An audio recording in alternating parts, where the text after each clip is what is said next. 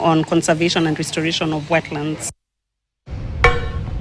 Na kwingineko, vijana eneo la Baragoi huko Samburu Kaskazini sasa wanaitaka serikali kuanza msako wa kuwakamata wahalifu waliohusika katika uvamizi uliosababisha mtu mmoja kujeruhiwa na mmoja kupoteza maisha yake katika kijiji cha Bendera eneo hilo.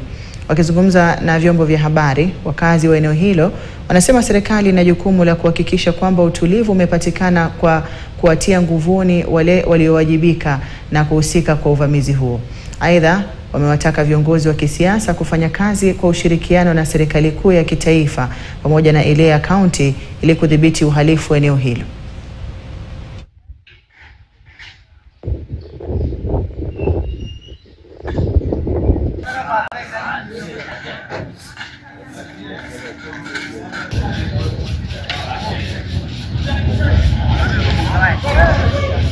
Tafadhali serikali tafutia sisi hiyo bandit, chika mkono lete ili wenye hiyo watu wapate haki. Hapa awali kabla hii mambo haijatendeka, sisi Baragoi tulikuwa tunaishi kwa amani, hata tumesahau tuko Baragoi.